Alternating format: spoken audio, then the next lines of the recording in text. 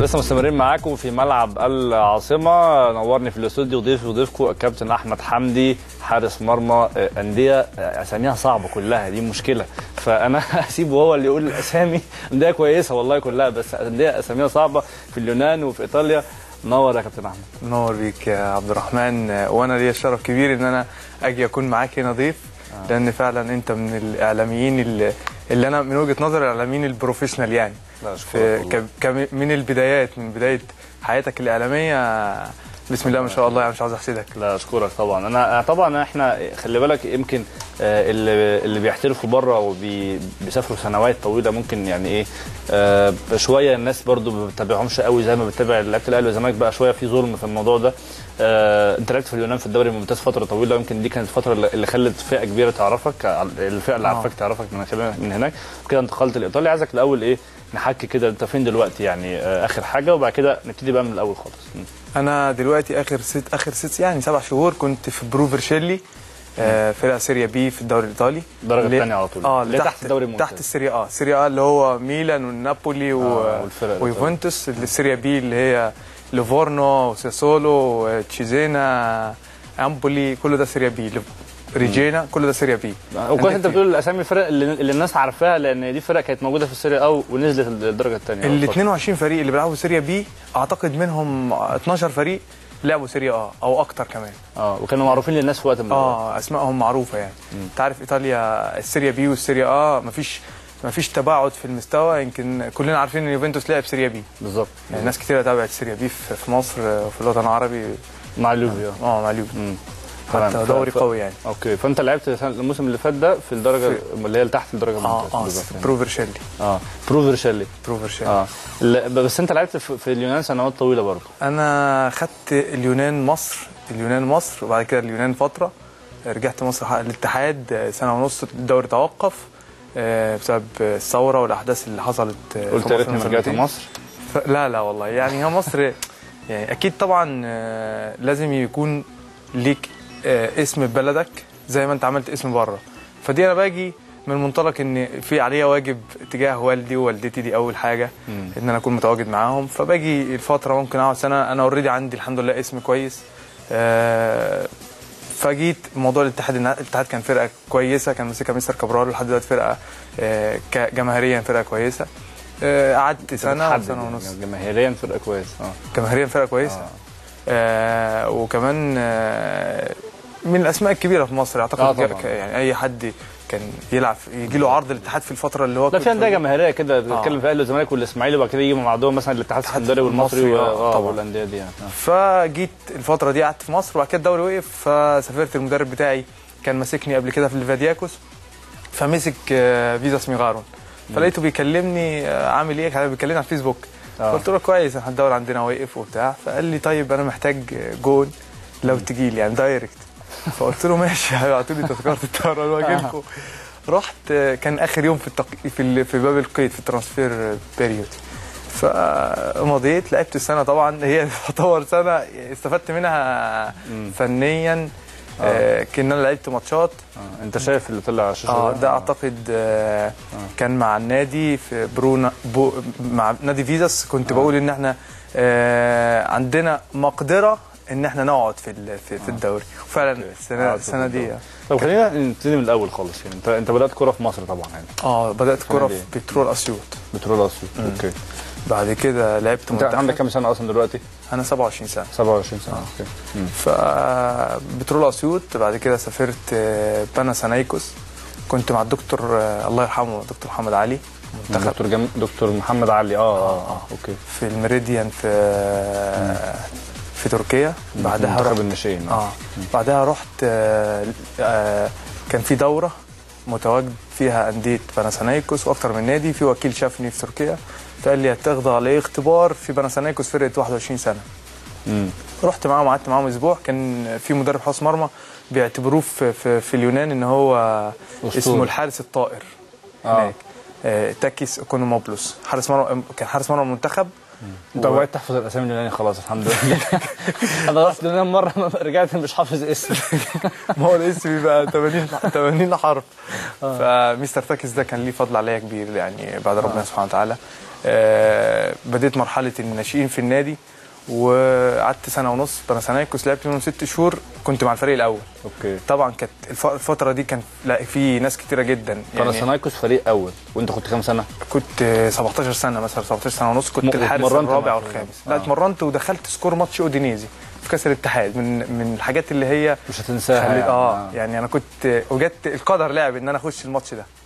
يعني بامانه ناس اتصابت وناس وقعت وناس توقفت، لقيت نفسك في السكور. ربنا اكرمني ان انا كنت متواجد معاهم. بعد كده جيت قررت ان انا عاوز العب يعني، فاهم؟ خلاص بقى يعني. بس يعني من الاخطاء اللي انا خدتها في حياتي ان انت سبت باناثينايكوس، ان انا سبت، ان انا رحت اتكلمت مع الراجل قلت له لا انا شايف ان انا هلعب. قال لي انت جون كبير، انت جون موهوب، بس لسه صغير، انت لسه عاوز ماتشات، فما تستعجلش. عاوز تمشي تروح تلعب في اي حته اعاره مفيش مشاكل. قلت له انا عاوز امشي. مشيت، رحت ليفادياكوس كان دوري ممتاز برضه. رحت اعاره بقى. رحت اعاره 6 شهور. ال6 شهور دول اللي انا رحتهم ما لعبتش الا ماتشين. وكانت الفرقه عليها ماينس 16 بونت. ليه بقى؟ عشان ما دفعوش ضرايب بتاعت السنه اللي قبليها. يعني هم خصموا منهم نقاط، الاتحاد عاقبهم بخصم النقاط عشان حاجات ماديه يعني. عشان حاجات ماديه، فهبطت اللعيبه الكبيره كلها مشيت. انا المدرب اتكلم معايا قال لي اقعد، انت لسه صغير، العب ماتشات. ولعبت، ربنا اكرمني. الحارس الاساسي مشي؟ كله مشي. انا لعبت، صعدت بيهم الحمد لله. يمكن دي احسن سنه عملتها في اليونان. استمريت اعاره ولا مشيت بقى من لا ما خلاص، مشيت من باناثينايكوس بقى بعد ال6 شهور دول. تعاقدت بقى مع النادي، تعاقدت مع ليفادياكوس. مشيت معاهم السنه دي، عملت سنه كويسه جدا. جات لي عروض في انديه كبيره تاني ان انا ارجع يعني. قلت انا هكمل معاهم الدوري الممتاز. كملت معاهم اول 5-6 ماتشات، وجا حصلت حاجات اسريه، فاضطريت ان انا انزل مصر. فاشتروني. كان في الحرس بينافس في بطوله كاس الاتحاد الافريقي، وكانت الفرقه كويسه يعني. كان فيها كمين، وكان فيها ناس كويسين. ده امتى بالظبط يعني؟ بعد ما رحت عملت 2006 2005 2006 عملت موسم في اليونان بتقول كويس؟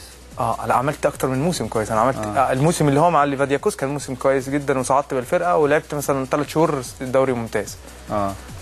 جيت اشتراني حرس الحدود. طب يعني ازاي بتاخد قرار ان انت ترجع؟ بس ثانيه واحده، انت بتقول لي جالك عروض من انديه كبيره في اليونان. زي ايه مثلا؟ زي اتروميتوس، ده من النادي اللي انا لعبت له بعدين. لان هو في الفتره دي كان بيلعب ويفا. اتروميتوس كان بيلعب ويفا كاب. الدوري الاوروبي. طلع من ربع النهائي قصاد اشبيليا. طب انت يعني، ما انت برضو عشان الناس ما تحسش ان احنا برضو بنتكلم في كلام مش منطقي يعني. جالك عروض من انديه كبيره، فانت مع طبعا كامل الاحترام لحرس الحدود، قمت رايح سبت اوروبا ورحت جاي حرس الحدود؟ ممكن. انا كنت ما بعرفش اخد قرارات وانا صغير، وده من الحاجات اللي يعني هم اخطات خطأين او 3 في موضوع باناثينايكوس وموضوع رجوعي مصر للحرس يعني. او ممكن يعني من وجهه نظري، انا كنت انا واحمد مجدي في الفتره دي. انا ومجدي وكنا قاعدين في شقه واحده. فمجدي احمد مجدي بتاع الزمالك دلوقتي. احمد سابني ونزل الزمالك بعد انا ما خدت على الصحبه وبتاع. فلقيت نفسي لوحدي، فاخدت بعضي ونزلت. جالي حرس الحدود، نزلت. وكنت نازل ان انا استقر برضه، استقرار، اشوف اهلي. تلعب في مصر بقى خلاص؟ لا مش، ما كنتش نازل ان انا كنت نازل كمحطه يعني. انا هخلص الكليه بتاعتي، كان عندي اهداف معينه. انت عارف بقى اي شاب عاوزينك تتجوز، تخلص دراستك. انا موافق على كل الحاجات دي. انا من الناس اللي هي بتقول لعيب الكوره لازم يبقى دارس، لازم يبقى دارس، ولازم يتجوز بدري، لان دي حاجه مهمه جدا. عشان كده انت ما اتجوزتش وانت عندك 27 سنه. انا بيقولوا لي انا بروفيشنال قوي في الشغل، فما ببصش الموضوع مش ما ببصش يعني. الظروف بتاعتي ما سمحتلكش يعني، ما سمحتليش. انا عاوز اتجوز يعني. ما عندكش مشكله يعني، مش ضد الفكره. بس انا كاتب كتابي يعني، كاتب كتابي، بس لسه يعني لسه الموضوع ما تمش. بس فالفكره كلها ان انا نار الغربه شويه تعبتني، فنزلت. بس كان في فرق مادي برضو ما بين يعني هناك وهنا برضو؟ في فرق، بس انا ممكن اقول لك يعني دلوقتي اليونان اقتصاديا واقعه. انا بتكلم عن الفتره الاولانيه كان في فرق. دلوقتي اليونان ممكن تعادل الدوري المصري ماديا. يعني في انديه قليله جدا اللي بتدفع فلوس. يمكن احنا عرفنا ان ايك نزل درجه رابعه، ايك فرقه كبيره جدا في اليونان. درجه رابعه؟ اه انا عارف ان هو هبط، بس ما اعرفش موضوع الدرجه الرابعه. درجه رابعه، نزلوه رابعه. ايك ده من علامات اثينا يعني. هم 3 فرق، اقوى 3 فرق، اولمبياكوس وباناثينايكوس وايك. اللي برسوسورين بالاصفر واولمبياكوس بالاحمر والابيض. كمان انت عارف السنه اللي انا رحت فيها فيزا ميغارون كانت حصلت موضوع التضارب ومحدش اتكلم عليها كتير لان اليونان واقعه اقتصاديا. اتحاد الكوره جاب تصريح من الحكومه الفيدراليه او الشرطه اليونانيه ان هو يسجل بقاله سنتين، يسجل مكالمات لرؤساء الانديه ولاعيبه ومدربين باجهزه، مش عارف اجهزه بشكل ما يعني. واكتشفوا ان 5 فرق في الدوري الممتاز هبطوهم درجه ثانيه. و9 فرق من الدرجه الثانيه هبطوهم درجه رابعه بسبب التظبيطات، بسبب التلاعب. فدي حتى الموسم ابتدى متاخر جدا يعني، كان كل شويه لا مستنيين المحكمه، نقد مش نقد، ده شبهنا ده يلعب بس مش في التلاعب، في الموسم برضه اتاخر عادي ومحاكم وكده. هم الفتره الاخيره دول ماشيين بشكل صعب تحت الكيرف بتاعهم تحت يعني. كويس. رحت حرس الحدود بتقول؟ رحت حرس الحدود، قعدت سنه ونص في حرس. لعبتش تقريبا؟ لا لعبت 4 ماتشات، كان بتروجيت يبقى ما لعبتش يعني ما 4 ماتشات في سنه ونص ما كانوش. انا بالنسبه لي ما كنتش مستريح يعني في الفتره دي، ما كنتش مستريح، فرجعت تاني اتروميتوس. بالسهوله دي يعني كانت الدنيا بالنسبه لي يعني اقول لك اللي خدمني بعد ربنا سبحانه وتعالى ان انا مستر تاكيس هو اللي كان معايا في بناثينايكوس، راح اتروميتوس مدرب حراس المرمى بتاعي. فعارفك كويس، فعارفني، عارف امكانياتي جدا من ساعه ما انا كنت، هو اللي مطلعني يعني. انا كان هو الراجل ده زي ما قلت لحضرتك علامه من علامات التدريب هناك. فكنت بتمرن معاه برايفت يعني. هم عاملينه ان هو بيتمرن يومين حراس المرمى في المنتخب. اوكي. دي اعتقد دي لقطات تاهيليه مش تمرين يعني. احنا معانا لقطات ماتشات برضه. في لقطات ماتشات في الدوري اليوناني وفي الدوري الايطالي. كويس. هي عامه لقطات الماتشات الاهم برضه يا جماعه، خلينا ايه يعني، دي بالنسبه لي دي حاجات كويس. فكان في حصلت تعتقد الدوري المصري. اوكي. فاللي حصل ان انا مستر تاكس لما مسك اتروميتوس فرحت معاه، قعدت السنه دي في اتروميتوس كويس جدا، عملت معاهم موسم كويس. حصلت لي موضوع. احمد مجدي لعب في اتروميتوس شويه ولا كان عامل الحلواني تقريبا؟ لا الحلواني لعب في فيريا ولعب في سنيكوس، ومجدي لعب في اتروميتوس. لعب مجدي لعب في اتروميتوس. بس مجدي عمل كام موسم كويسين جدا في اليونان، وكان انا من وجهه نظري ما كانش المفروض يرجع مصر. يعني من وجهه نظره هو برضه ان هو كانش المفروض يرجع مصر. من وجهه انا مجدي يعني الفتره اللي هو لعبها في بانيونيوس بسم الله ما شاء الله يعني، كان في انديه كتير جدا على ايدي انا، لان انا كنت بتكلم يوناني كويس وهو ما كانش يعرف حاجات كتير. حتى كان عندي نفس الايجنت، فكان جاله فرق كبيره، بس هو برضه ما صبرش، عمل عارف انت في اخطاء بتعملها وانت صغير ممكن تتحاسب عليها بعدين. دي عملت له مشكله بعد كده. اوكي. تمام. بس فانا رجعت اتروميتوس، لعبت سنه كويسه في اتروميتوس. لعبت بقى؟ لعبت كويس. كنت انت الحارس الاساسي يعني؟ كنت انا الحارس الاساسي، وكان معايا حارس منتخب ميخايليديس. ميخايليديس الجون الرابع في المنتخب. كانت الدنيا ده تمرين يمكن يعني في حاجات جديده شويه اللي هو المكن يعني. انت شايف مكنه ده مكن شوط.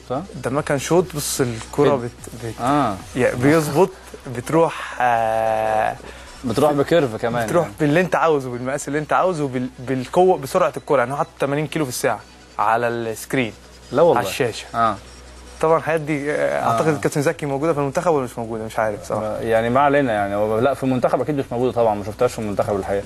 بس فعلا انا طبعا انا يعني مش انا اللي عندي خبره يعني طبعا تدريب الحراس خالص، لكن اول مره طبعا بشوف الحاجات دي. اوكي. لا دي فكملت مع اتروميتوس، وجيت بقى موضوع الاتحاد السكندري. كنت انا نازل اجازه في مصر، بالصدفه قعدت مع مستر جاسر منير مدير عام النادي. طبعا مستر جاسر ده انا اعرفه كويس طبعا. راجل من الناس المحترمه، راجل محترم جدا جدا. قعدت معاه فبيقول لي احنا محتاجين جون ولو تيجي عندنا ومش تيجي عندنا. قلت له الاتحاد نادي كبير. مضيت كمان، كان في يناير الكلام ده. مضيت معاهم وكان باقي لي اصلا 3 شهور في النادي يعني. خلصت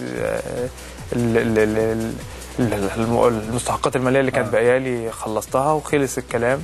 وجيت قعدت معاهم سنه ونص في الاتحاد، برضو ما لعبتش كتير. دي الاسباب، التوقفات اللي كانت لا اسباب تخص هاني سليمان. الاسباب هاني كان ماشي الفتره دي هو اللي بيلعب. لعبت ممكن ماتش انبي وماتش الاولمبي. كم ماتش كده؟ لعبت يعني ماتشات مش كتيره، يعني مش اللي انا مستنيها، مش الفتره. فبرضه انا ما بحبش اقعد، يعني ما بحبش اقعد احتياطي.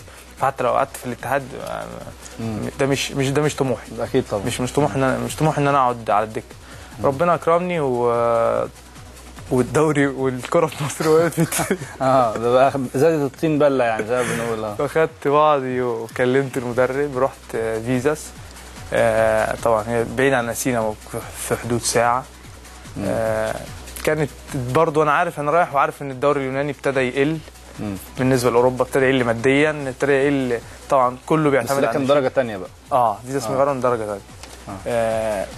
اعتمدت، كان معايا لعيبه كبيره، يعني كان معايا ايمانويل اوليزاديبي، لعيب منتخب فرود منتخب بولندا الاسمراني، اللي هو نيجيري اصله. اوكي. كمان عنده 126 ماتش دولي، او لاعب ماتشات كثيره جدا يعني، ولعب وست هام ولعب انديه كبيره. قعدت السنه دي في فيزاس ميغارون. وبعد الدوري رحت ترايل في ايطاليا. لعبت ضد ماتشين وديين، كان في رمضان اللي فات. كانت بالنسبه لي، كان قبل رمضان يعني، بديت فتره الاعداد مع الفرقه في رمضان. كانت بالنسبه لي فتره اعداد صعبه جدا جدا جدا. كنت انت بتصوم في رمضان برضه؟ الحمد لله، حتى يوم مباراه كل الايام، مع ان في لعيبه كتير جدا بتفطر يعني وقت المباراه. بس انا يعني انا مش مع اللعيب اللي بيفطر في اوروبا. انت ممكن تدي تصريح للمدير الفني. اصل هو اقول لحضرتك على حاجه يا عبد الرحمن. انت مستواك بيبقى اللعيبه مثلا اللي بتلعب ضدها فتره، اللي هم اللعيبه الخصم يعني. من وجهه نظري العمليه كلها ميتاليتي. انت لو حاطط في دماغك انك انت هتتعب في الملعب هتتعب. انا ممكن بعمل برنامج لنفسي ان انا التسخين مش هتعب نفسي فيه. انت عارف تسخين الحراس مش هتعب نفسي في التسخين. يعني بتوزع مجهودك في المباريات اللي انت صايم فيها يعني. في المباريات. التمرين على حسب يعني. انا كان عندي السنه اللي فاتت كان عندي تمرين الصبح وتمرين اخر بالنهار، وكان كلهم انت عارف ايطاليا الفطار احنا بنفطر الساعه 9:30، المغرب بيأذن 9:30. والعشاء بنصليه الساعه 12 الا ربع. و12 يعني، وبتتسحر الساعه 3:30 او 3، فما بتلحقش تفطر وتصوم وتعمل حاجه. تفطر وتتسحر. فكنت بروح التمرين بتاع الصبح وارجع انام في ميه ببانيو. هو الدكتور بتاع النادي قال لي كده عشان تكمل التمرين بتاع اخر النهار، يا اما مش تتمرن اخر النهار. بنام. انت تتمرن تمرينتين وانت صايم؟ الفتره دي كنت لازم اتمرن التمرينتين وانا صايم. وبصراحه اصعب رمضان عدى عليا في حياتي. يعني انا كنت بروح البيت يعني بروح التمرين الاولاني بطلع انام في بانيو، انام مش ان انا اقعد كده وفتح عيني. مش تسترخي، لا تنام فعلا. انام 40 دقيقه اقل حاجه. هقوم جسمي شويه فايق فايق. بروح التمرين الثاني برجع مخلص خلاص. بس يعني كان عندي مدرب حراس مرمى من الناس اللي بصراحه استفدت منهم فنيا جدا، وراجل يعني بيحترم جدا موضوع الصيام، وان انا متدين، وان انا ما عنديش مشكله. ملتزم دينيا وكده جدا. كان بيجي مثلا اخر ربع ساعه بيقول لي انت كفايه كده خلاص. عشان حتى كان بيقارني بالناس اللي هي مش قادره، اللي هي مش في التمرين، مش بيقول لهم طب ما هو صايم، بصوا بيتمرن ازاي. يعني من الحاجات اللي هي تحسب لهم يعني. بصراحه انا ما شفتش عنصريه في ايطاليا خالص. ناس كويسين جدا، بعكس الدوري اليوناني كان في شويه عنصريه. لحد دلوقتي في عنصريه شديده جدا ضد اللعيبه الاجانب والمسلمين بصفه عامه في اليونان. عنصريه رهيبه يعني. انا عاوز احكي لك، لو بعيد عن الكوره، انا بصلي في مسجد دخلوا مسكوا بنزين ودلقوه جوه وحرقوا الناس وهم بيصلوا يعني، ولعوا في المسجد وقفلوا الباب. بس دي يعني طبعا يعني اوكي ده موقف ده طبعا سيء، بس مش دي الحاله في اليونان يعني. مش ده. بص انا اقول لك حاجه، دي الحاله فعلا في اليونان، لان الحزب العنصري هو اللي مسك دلوقتي 23 اليوم 44 مقعد في البرلمان. كان قبل كده اليوم 4 مقاعد. من كام؟ ما اعرفش من حاجه و50 حاجه 60 بس اوكي. حزب هو الحزب احنا البرلمان عندنا اكبر شويه. لا هم فحتى كل الاجانب اللي هناك انت لو تتفرج على تقارير في انت متابع سياسه بقى في اليونان وبتاع يعني. ما هو يعني اصل انت موجود في اي حاجه تخصك بتخص المجتمع، تخص البلد بتخصك انت كمان لان انت موجود هناك.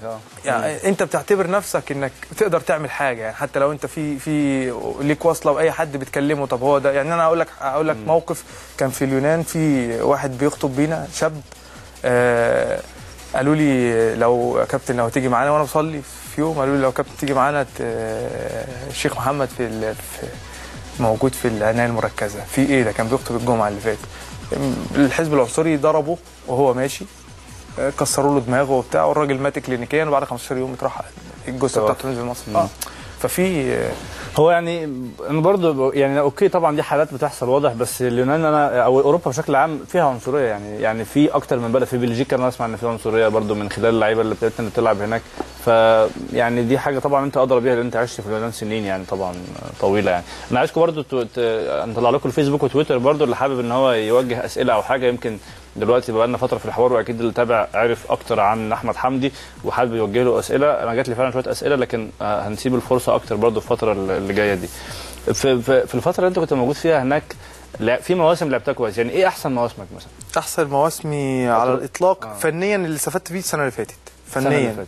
لان انا بعتبر ايطاليا، انا كنت بتاهل الفترات اللي فاتت دي ان انا العب في ايطاليا في اليونان يعني. كنت اليونان ومصر فتره تاهيليه يعني. اعتبرت نفسي ان انا كنت للي شفته للمستوى اللي انا شفته يعني. طب لا بس خليني مثلا اقول لك احسن موسم انت لعبته يعني في اليونان كان مع ليفادياكوس. ده دوري ممتاز. اللي هو فينك بقى من منتخب مصر في الفترات دي؟ والله الفتره اللي انا كنت فيها في اتروميتوس، الفتره بتاعت منتخب مصر وكابتن عصام الحضري توقف، وكان الكابتن احمد سليمان اتكلمت انا وهو اكتر من مره في التليفون وقال لي انا هاجي وانا متابعك وان شاء الله الفتره الجايه هتيجي. حتى في تقارير نزلت كتير ان انا هاجي ماتش جامبيا وماتش جامبيا، وفعلا بعتوا لي فاكس. وانا الفتره دي كنت الحارس الاول يعني مش مقصرت، بس جت لي اصابه غضروف خارجي وبتاع. الكلام ده من 4 سنين. خد لها 3-4 اسابيع. فتاخرت شويه، فما ضاعت فرصه المنتخب. بعد كده الدوري خلص، والسنه اللي بعديها وجت مشكله الجزائر وبتاع. الفتره اللي فاتت انا مختفي اعلاميا يعني.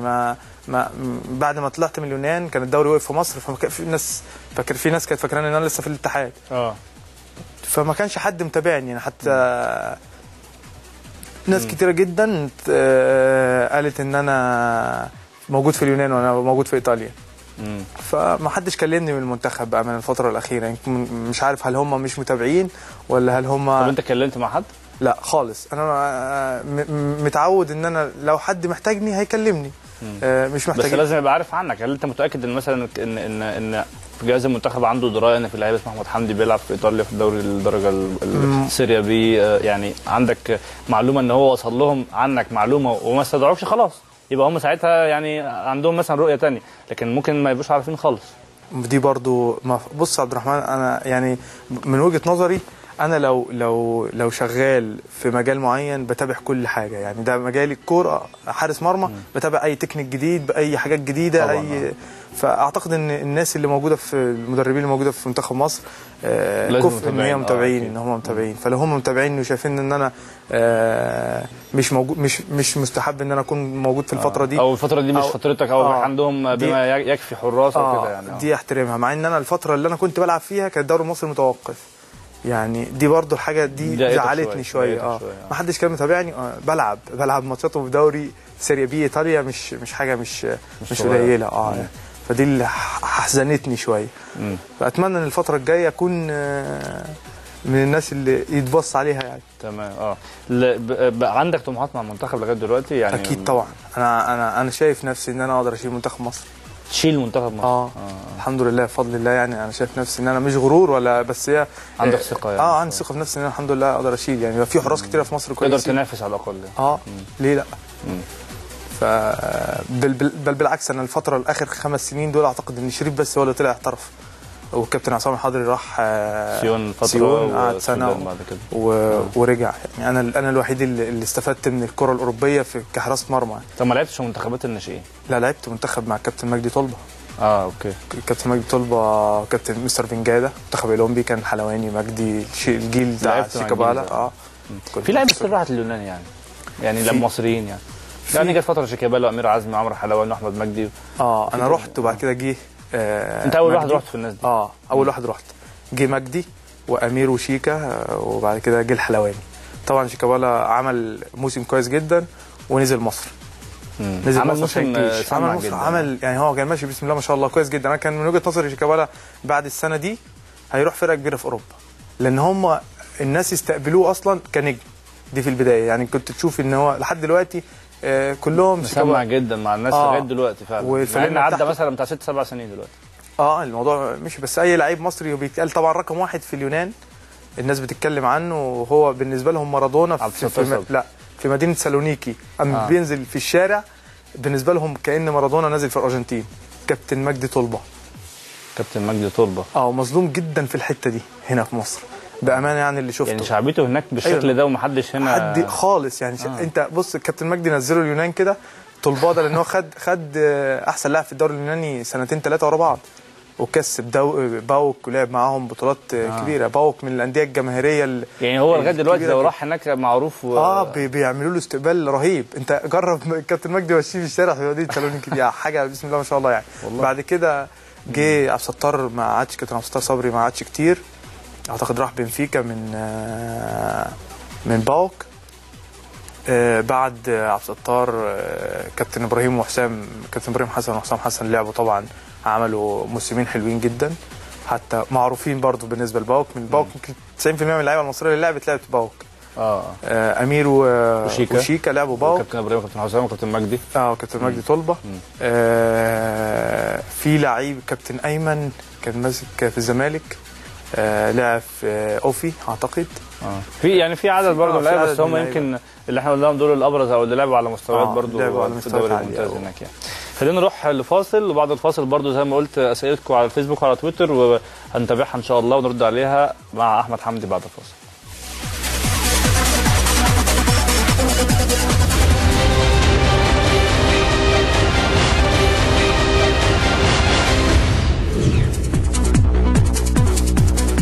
لسه مستمرين معاكم في ملعب العاصمه وكابتن احمد حمدي. خلينا نروح للفيسبوك وتويتر شويه كده على قد ما نقدر.